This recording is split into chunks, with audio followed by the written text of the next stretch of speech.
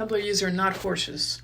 Thinking about how my mom spent like 2 years getting downright vicious about the houseless folks who were camping in the woods past her house, to the point of getting a BB rifle that looked like a real fucking gun to threaten them with when they crossed in front of her house, and justifying it with white lady fear, a la, what if one of them does something to me? I am but a helpless white woman living all alone. And like, y'all, she terrorized those people. Every single time she saw someone outside, she was riling her dog up to bark, waving a gun in their faces that for all intents and purposes they certainly thought was real, yelling at them, calling the cops, thank God the 2 rural-ass cops didn't actually give a shit, etc.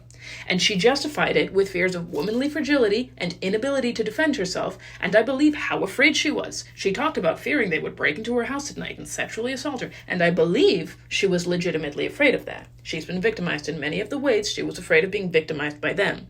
The thing is that it doesn't matter how real the fear is. Nothing ever happened. Nobody ever tried to threaten her. Nobody tried to break in. Nobody even approached her. She initiated every single interaction. When she told them not to go through her yard, they did the best they could to respect that without giving up their camping spot, which was on someone else's property who didn't mind them being there. Not to mention one of them is actually indigenous to this specific land.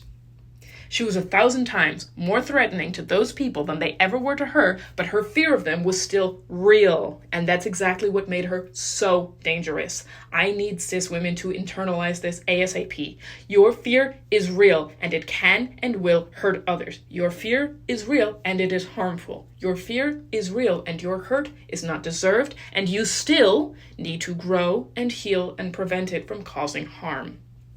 Reblogging self. This is starting to get notes, so I just want to add.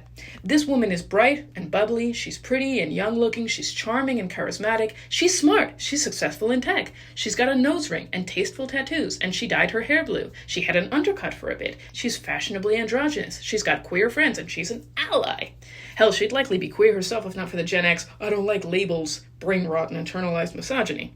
I worry that when I describe this side of her, people are envisioning a very unsympathetic caricature of a rural woman who lives alone and waves guns at trespassers. I don't want y'all to picture a stereotypically bitter old hag and distance yourselves from the possibility that you could know someone like this, or that you yourself could ever be this person to someone else. My mother is on feminist TikTok. She asks me questions about puberty blockers so she can defend trans people to her friends. She shares TikToks about ADHD with me and has even shared her Adderall with me when the pharmacy has run out of mine. In Minecraft. She is also deeply conservative in many, many ways, and her fear, which again is often justified by her real-life experiences, lies directly at the root of that bigotry. Your fear is not better, purer, or less harmful than hers is.